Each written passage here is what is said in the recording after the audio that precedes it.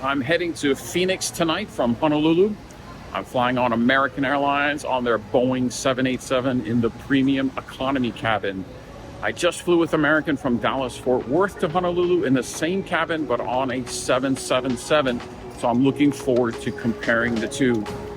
It's another red-eye flight out of Honolulu.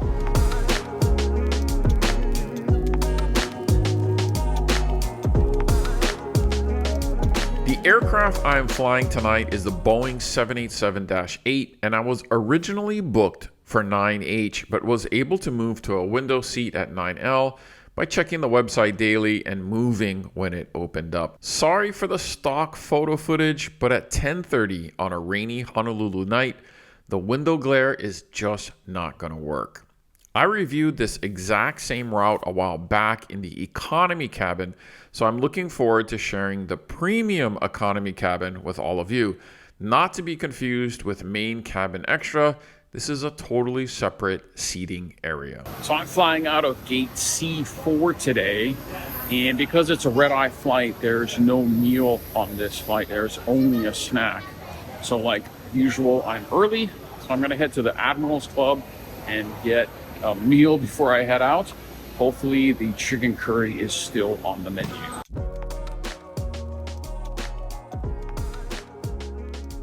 After passing the trash in the hallway, I was greeted by the amazing angels at the door. And look at this, mini Spam musubis and a pancake machine. This is new since my last visit. And seriously, you can't go wrong with Spam musubis in a state that consumes almost 7 million cases a year. They still have the chicken curry, which I was happy about, of course. And there was also a good noodle dish. I tried the mini Spam musubi, can't go wrong there, and also a plant-based poke. That was something new, and it was quite unique. Let me know if you have had this and what your thoughts are. I also tried the soup, which was perfect for a rainy Honolulu night, and the chicken karaage, which unfortunately was just too dry and chewy, so I moved on to other things. The ramen par is still there, also basic alcohol, crackers, cheese, and snacks. Honestly, since my last visit, I think they've really stepped up the food offerings. You know, after COVID, everything was so restricted with plastic barriers and stuff. It almost feels like things are back to normal. So I always enjoy visiting the Honolulu Admirals Club. You know, the lounges here in Honolulu are not as lavish or as nice as some of the ones on the mainland, but the food offerings at the American Airlines, Delta, and United lounges are some of the best I've had anywhere. All right, it's off to gate C4.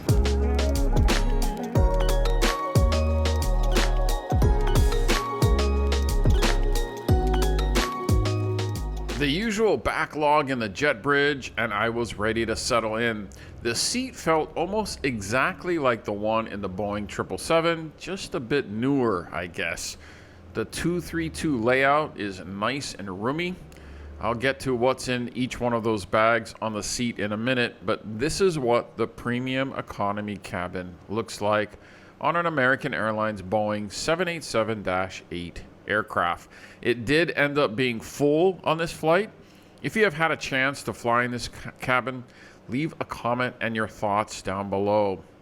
The seat itself had a tiltable IFE screen with a hanging knob, a footrest good for anyone under 6 feet, a remote, seat adjusters, and a hidden charging ports in the middle console. Be prepared to unbuckle and twist to get to those. Along the window, there was a tray table that popped up when you pulled the tab. A bit tight when fully open, but decent enough to work on a laptop or enjoy a meal. So those bags you saw on all the seats come with a pillow, headphones, and a nice thick blanket. I noticed the passenger next to me had an amenity kit with his. So I asked if it came with his pillow and blanket, and he said, yeah. I had to ask the flight attendant for one, and he tracked one down for me. Luckily, my seat neighbor had one, or I would have never known. Here is what was in the amenity kit. Earplugs, a pair of socks, a sleeping mask, hand and body lotion, lip balm, and a dental kit that included toothpaste and a toothbrush. It was a rainy night in Honolulu, and I was sitting on the wrong side of the plane to see the city and Waikiki lights. If you want to view that on departure, make sure to sit on the left side. I usually give you a minute or two to enjoy the takeoff, but except for a few fast-moving raindrops and eerie clouds along the wing, there was not much to see. But after a bumpy, cloudy climb out of Honolulu, the sky almost looked like snow for a bit. We settled in at a cruising altitude at about 40,000 feet, and they started drink service. I ordered ginger ale as usual. The in-flight movie selection, pretty good. Lots of scary horror films for some reason, but also a few solid action flicks. I actually thought the kids' movie options were better than the regular selection, but maybe that's just me. Before the flight, I had called ahead to ask if a meal would be served, and they said no, just a snack. That's why I loaded up at the lounge. With that, I settled in for some shut-eye, and before you knew it, we were approaching Phoenix. Some of you have mentioned that I need to fly internationally to truly enjoy the premium economy experience, and believe you me, I intend to.